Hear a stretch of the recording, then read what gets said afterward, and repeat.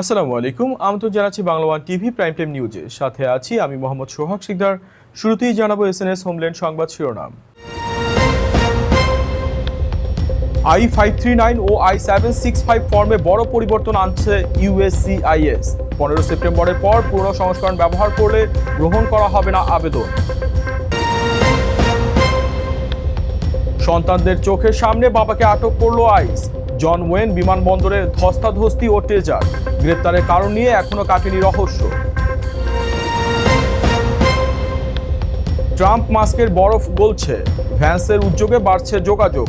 মধ্যবর্তী নির্বাচনে রিপাবলিকানদের পক্ষে $10 কোটি খরচ করতে চান মাস্ক।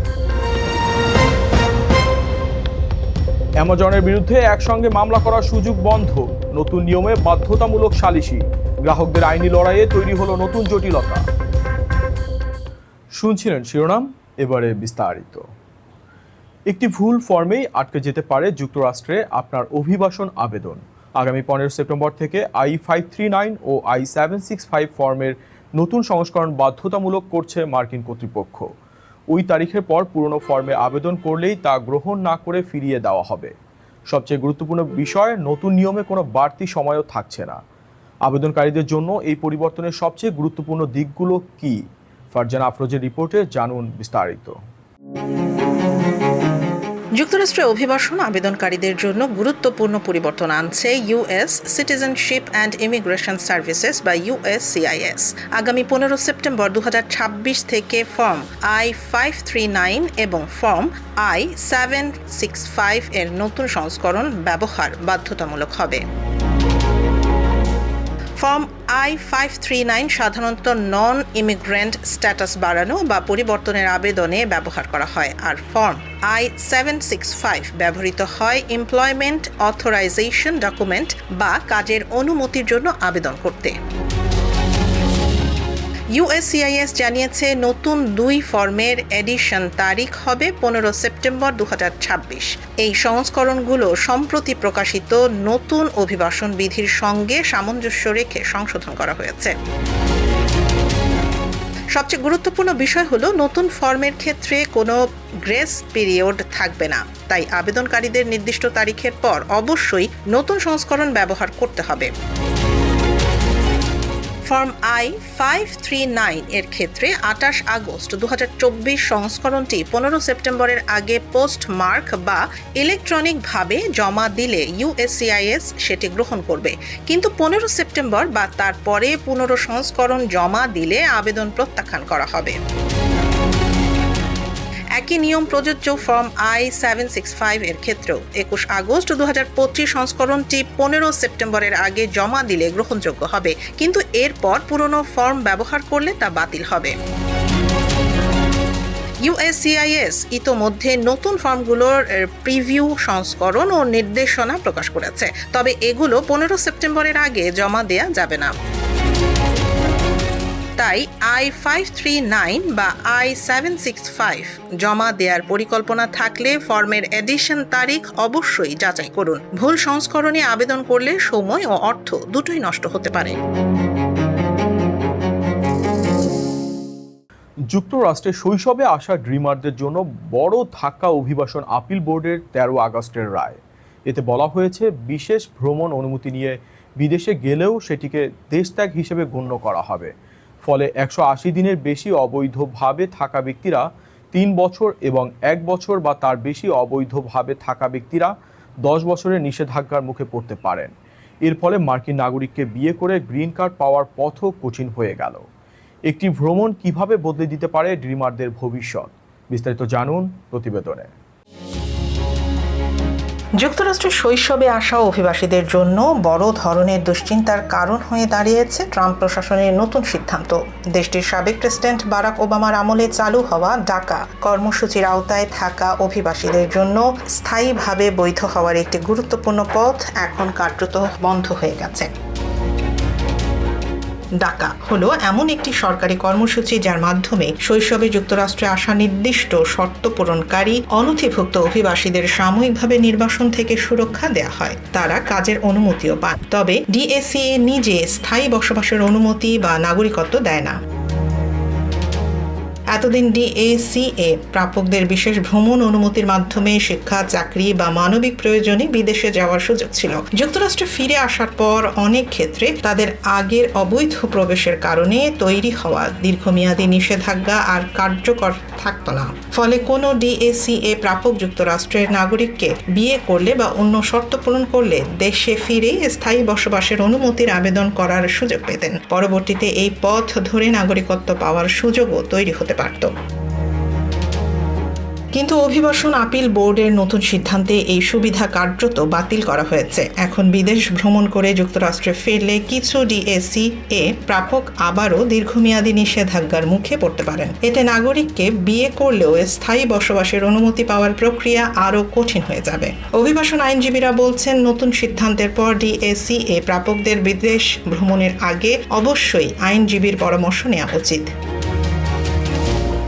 সরকারি তথ্য অনুযায়ী মার্চ পর্যন্ত যুক্তরাষ্ট্রে প্রায় 4,55,000 ডাকা প্রাপক রয়েছেন। এর মধ্যে প্রায় 1,26,000 ক্যালিফোর্নিয়ায়। অভিবাসন অধিকার কর্মীদের অভিযোগ, DACA সরাসরি বাতিল না করেও ধাপে ধাপে এর সুবিধা কমিয়ে দিচ্ছে ট্রাম্প প্রশাসন। ফলে শৈশব থেকে যুক্তরাষ্ট্রে বেড়ে ওঠা হাজারো ড্রিমারের ভবিষ্যৎ আরও অনিশ্চিত হয়ে পড়েছে।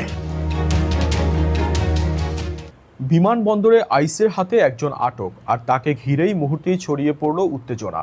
ক্যালিফোর্নিয়ার জন ওয়েন বিমানবন্দরে ঘটে যাওয়া এই ঘটনার ভিডিও এখন সামাজিক যোগাযোগ মাধ্যমে আলোচনায়। দেখা যায় আটক ব্যক্তির সন্তানরা কর্মকর্তাদের সঙ্গে কথা বলতে এগিয়ে আসার পর পরিস্থিতি উত্তপ্ত হয়ে ওঠে। এক পর্যায়ে শুরু হয় ধস্তাধস্তি এবং টেজার তাক করেন এক কর্মকর্তা। শেষ পর্যন্ত আটক ব্যক্তিকে হেফাজতে নেওয়া হয়, কিন্তু গ্রেপ্তারের কারণ নিয়ে এখনও রয়েছে ধোঁয়াশা। নিয়ামতুল্লাহ সিরাজি রিপোর্টে আরও জানুন বিস্তারিত। যুক্তরাষ্ট্রের ক্যালিফোর্নিয়ায় জন ওয়েন বিমানবন্দরে আইসের একটি গ্রেফতার অভিযানকে ঘিরে ব্যাপক উত্তেজনা ও ধস্তাধস্তির ঘটনা ঘটেছে। বিমান থেকে নামার পর এক ব্যক্তিকে আটক করতে গেলে পরিস্থিতি মুহূর্তেই নিয়ন্ত্রণের বাইরে চলে যায়। ঘটনাটি ঘটে বিমানবন্দরের টার্মিনাল সিতে সকাল 9টার কিছু আগে। প্রত্যক্ষদর্শীর ধারণ করা ভিডিওতে দেখা যায় সাদা পোশাকে থাকা আইস বা হোমল্যান্ড সিকিউরিটির কর্মকর্তারা এক ব্যক্তিকে আটক করছেন। ভিডিও ধারণকারী ব্যক্তির দাবি, ওই ব্যক্তি এরই মধ্যে হাতকড়া পরা অবস্থায় ছিলেন। এক পর্যায়ে আটক ব্যক্তির প্রাপ্তবয়স্ক সন্তানরা সেখানে এগিয়ে আসেন। তারা আইস কর্মকর্তাদের সঙ্গে কথা বলতে শুরু করেন এবং পরে পরিস্থিতি উত্তপ্ত হয়ে ওঠে। ভিডিওতে দেখা যায় কর্মকর্তারা আটক ব্যক্তিকে মাটিতে ফেলে নিয়ন্ত্রণে নেওয়ার চেষ্টা করছেন। এ সময় টিজার ব্যবহার করতেও দেখা যায়। এরপর সন্তানদের একজন কর্মকর্তাদের সঙ্গে শারীরিকভাবে জড়িয়ে পড়েন। আরও একজন ব্যক্তিকেও সংঘর্ষে জড়াতে দেখা যায়। এক পর্যায়ে আরেক আইস কর্মকর্তা টিজার হাতে তুলে ধরেন, তবে সেটি তিনি ব্যবহার করেছিলেন কিনা ভিডিও থেকে নিশ্চিত হওয়া যায়নি। অরেঞ্জ কাউন্টি শেরিফের দপ্তর জানিয়েছে তারা ঘটনাস্থলে যোগাযোগ করলেও গ্রেফতার অভিযানে তাদের কোনো সদস্য অংশ নেননি। পরে পরিস্থিতি নিয়ন্ত্রণে আসে এবং আটক ব্যক্তিকে বিমানবন্দরের টার্মিনাল থেকে নিয়ে যাওয়া হয়। তবে সবচেয়ে বড় রহস্য এখনো রয়ে গেছে, ওই ব্যক্তিকে কেন আটক করা হয়েছিল এবং তার বিরুদ্ধে কি অভিযোগ রয়েছে তার পরিচয়ও এখনো প্রকাশ করা হয়নি। ঘটনার বিষয়ে হোমল্যান্ড সিকিউরিটি বিভাগে যোগাযোগ করা হলেও এখনো পর্যন্ত বিস্তারিত কোনো আনুষ্ঠানিক বক্তব্য পাওয়া যায়নি। ফলে গ্রেপ্তারের কারণ এবং সংঘর্ষের পুরো প্রেক্ষাপট নিয়ে তৈরি হয়েছে নানা প্রশ্ন। যুক্তরাষ্ট্রের হাওয়াইয়ের দিকে দ্রুত এগিয়ে আসছে ট্রপিক্যাল স্টর্ম লালা। আবহাওয়াবিদদের পূর্বাভাস, শনিবার বিগ আইল্যান্ডের কাছে পৌঁছানোর আগেই এটি হারিকেনে পরিণত হতে পারে। ন্যাশনাল হারিকেন সেন্টারের তথ্য অনুযায়ী লালার সর্বোচ্চ স্থায়ী বাতাসের গতি ঘন্টায় 65 মাইল। এটি পশ্চিম উত্তর পশ্চিম দিকে এগোচ্ছিল এবং হনুলুলু থেকে প্রায় 440 মাইল দূরে অবস্থান করছিল। বিগ আইল্যান্ডে ইতিমধ্যে হারিকেন সতর্কতা জারি করা হয়েছে। পাশাপাশি মাউই, লানাই, মোলোকাই, কাহুলাওয়ে, ওহু ও কাউয়াই সহ বেশ কয়েকটি দ্বীপে ট্রপিক্যাল স্টর্ম সতর্কতা রয়েছে। হাওয়াইয়ের কর্মকর্তারা বাসিন্দাদের ভারী বৃষ্টি, শক্তিশালী বাতাস ও বন্যার জন্য প্রস্তুত থাকার আহ্বান জানিয়েছেন। উদ্ধার কার্যক্রমে সহায়তার জন্য প্রায় 180 জন ন্যাশনাল গার্ড সদস্য প্রস্তুত রাখা হয়েছে। কয়েকটি এলাকায় স্কুল ও বিভিন্ন অনুষ্ঠান বন্ধ করা হয়েছে এবং আশ্রয়কেন্দ্র খোলার প্রস্তুতি নেওয়া হয়েছে। পূর্বাভাস অনুযায়ী বিগ আইল্যান্ড ও মাউইতে 8 থেকে 12 ইঞ্চি বৃষ্টি হতে পারে। উঁচু এলাকায় তা 25 ইঞ্চি পর্যন্ত পৌঁছাতে পারে। এতে ভূমিধস, কাদা ধস ও উপকূলীয় বন্যার ঝুঁকি বাড়তে পারে। শত্রুতা থেকে বন্ধুত্ব, আবার বন্ধুত্ব থেকে দূরত্ব। ট্রাম্প ও মাস্কের সম্পর্ক যেন এক রাজনৈতিক রোলার কোস্টার। তবে সাম্প্রতিক সময়ে সেই দূরত্ব কমার ইঙ্গিত মিলছে। নিয়মিত যোগাযোগের পাশাপাশি নির্বাচনে রিপাবলিকানদের সহায়তায় $100 মিলিয়ন খরচের পরিকল্পনাও জানিয়েছেন মাস্ক। এতে মার্কিন রাজনীতিতে নতুন করে আলোচনায় এসেছে তাদের সম্পর্ক। কেন আবার কাছাকাছি হচ্ছেন তারা, কারা মধ্যস্থতা করেছেন এবং নির্বাচনে এর প্রভাব কতটা হতে পারে, জানুন বিস্তারিত। একসময় ছিলেন ঘনিষ্ঠ বন্ধু, তারপর হলেন প্রকাশ্য শত্রু। এখন আবার একই টেবিলে বসছেন ডোনাল্ড ট্রাম্প ও ইলন মাস্ক। যুক্তরাষ্ট্রের প্রেসিডেন্ট ও বিশ্বের অন্যতম ধনী এই উদ্যোক্তার সম্পর্ক যেন কখনো রোদ কখনো ঝড়। তবে এবার সেই সম্পর্ক জোড়া লাগার পেছনে বড় ভূমিকা রেখেছেন মার্কিন ভাইস প্রেসিডেন্ট জেডি ভ্যান্স। 2024 সালের নির্বাচনে ট্রাম্পকে হোয়াইট হাউসে ফেরাতে মাস্ক প্রায় $30 কোটি খরচ করেছিলেন। ট্রাম্প ক্ষমতায় আসার পর তাকে সরকারের ব্যয় কমানোর দায়িত্ব দেওয়া হয়, কিন্তু সেই দায়িত্ব পালন করতে গিয়ে প্রশাসনের অনেক কর্মকর্তার সঙ্গে বিরোধে জড়িয়ে পড়েন মাস্ক। পরিস্থিতি চরমে উঠে বড় কর ও ব্যয় বিলকে ঘিরে। মাস্ক দাবি করেন এতে যুক্তরাষ্ট্রের ঋণ আরও $2.4 ট্রিলিয়ন বাড়তে পারে। পাশাপাশি বৈদ্যুতিক গাড়ির সরকারি সুবিধা কমানোর সিদ্ধান্তেও ক্ষুব্ধ হন তিনি। এরপর সামাজিক যোগাযোগ মাধ্যমে শুরু হয় প্রকাশ্য বাকযুদ্ধ। মাস্ক ট্রাম্পের বিরুদ্ধে গুরুতর অভিযোগ তোলেন, আর ট্রাম্প পাল্টা মাস্কের সরকারি চুক্তিও ভর্তুকি বাতিলের হুমকি দেন। তবে সম্পর্ক পুরোপুরি ভেঙে পড়তে দেয়নি হোয়াইট হাউসের একটি অংশ। ভাইস প্রেসিডেন্ট ভ্যান্স মাস্ক এবং তার সহযোগীদের সঙ্গে যোগাযোগ ধরে রাখেন। পরে মাস্কও নিজের কিছু মন্তব্যের জন্য অনুতাপ প্রকাশ করেন। সম্পর্কের বরফ গলার বড় ইঙ্গিত আসে ট্রাম্পের সঙ্গে মাস্কের একটি বিদেশ সফরের সময়। এরপর আবারও তাদের মধ্যে যোগাযোগ বাড়তে থাকে। বর্তমানে তারা মাসে প্রায় একবার কথা বলছেন এবং কৃত্রিম বুদ্ধিমত্তা, চীন ও আন্তর্জাতিক নানা বিষয় নিয়ে আলোচনা করছেন।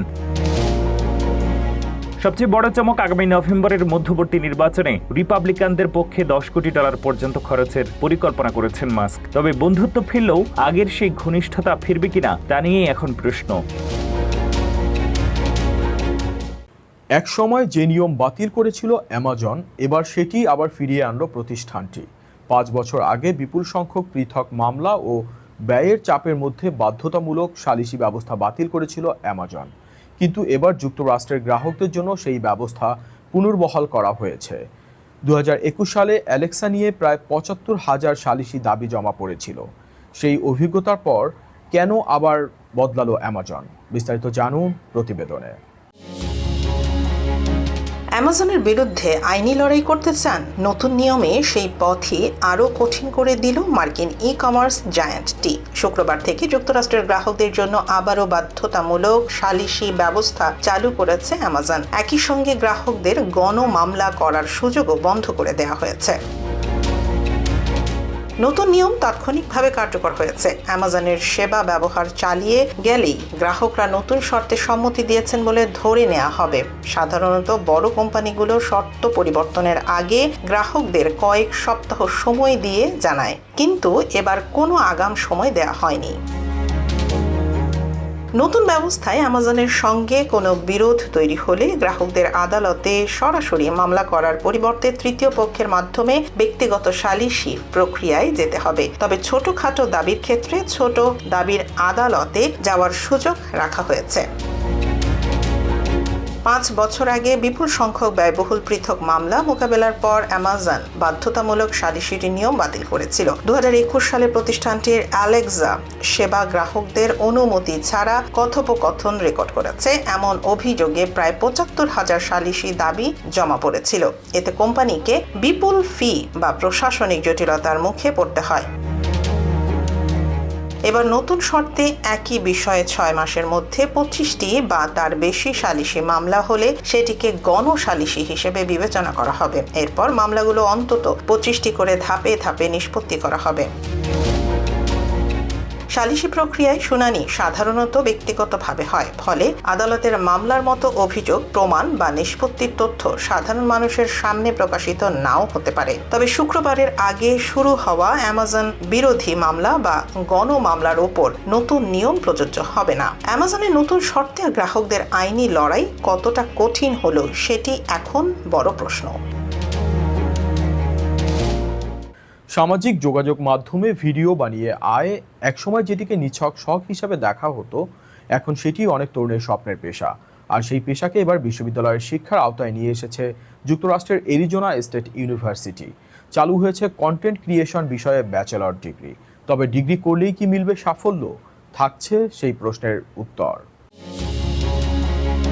একসময় যে পেশাকে অনেকেই সময় নষ্ট বলে ভাবতেন, এবার সেটিই জায়গা করে নিচ্ছে বিশ্ববিদ্যালয় ডিগ্রিতে। যুক্তরাষ্ট্রের অ্যারিজোনা স্টেট ইউনিভার্সিটি চালু করেছে কন্টেন্ট ক্রিয়েশন বিষয়ে নতুন ব্যাচেলর ডিগ্রি। অর্থাৎ ভবিষ্যতে ইনফ্লুয়েন্সার, ইউটিউবার কিংবা পডকাস্টার হওয়ার স্বপ্ন পূরণে মিলবে আনুষ্ঠানিক শিক্ষার সুযোগ।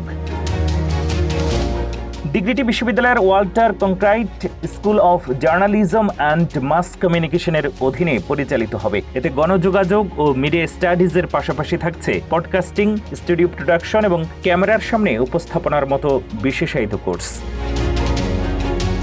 তবে নতুন এই ডিগ্রি নিয়ে বিতর্ক কম নয়। সমালোচকদের প্রশ্ন, সামাজিক যোগাযোগ মাধ্যমে ক্যারিয়ার গড়তে হাজার হাজার ডলার খরচ করে বিশ্ববিদ্যালয়ের ডিগ্রি নেওয়া কতটা যৌক্তিক। অন্যদিকে বিশেষজ্ঞরা বলছেন, কন্টেন্ট ক্রিয়েশনকে শুধু ক্যামেরার সামনে দাঁড়িয়ে ভিডিও বানানো ভাবলে ভুল হবে। একজন সফল ক্রিয়েটরকে কন্টেন্ট তৈরি, দর্শক ধরে রাখা, ব্র্যান্ডের সঙ্গে চুক্তি, মার্কেটিং এবং অনলাইন ব্যবসা সবই সামলাতে হয়।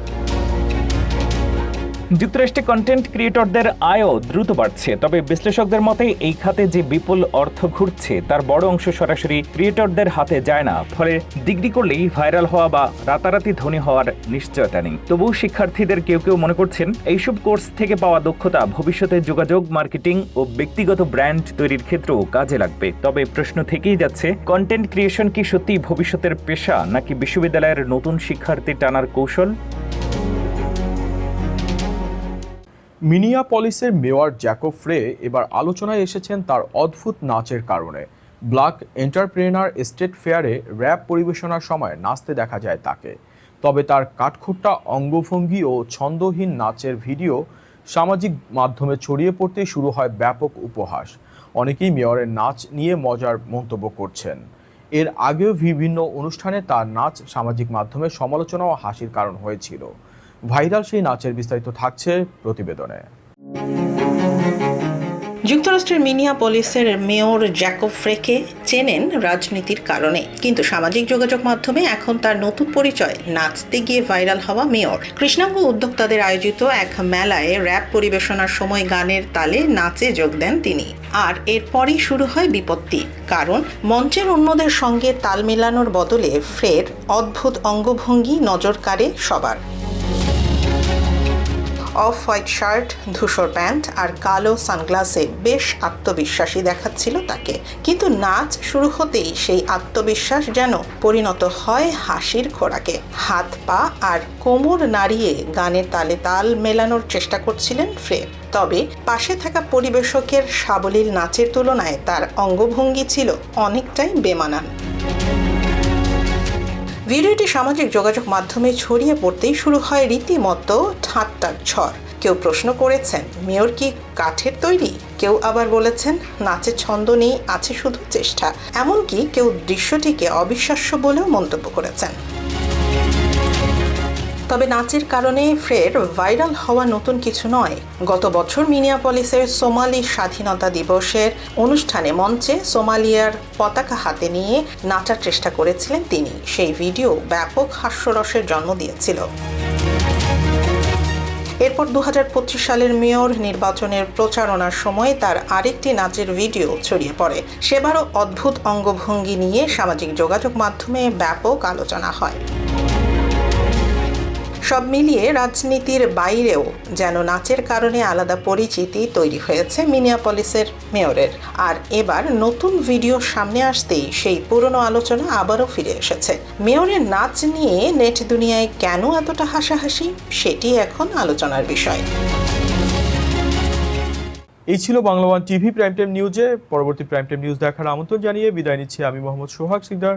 এতক্ষণ সাথে থাকার জন্য ধন্যবাদ।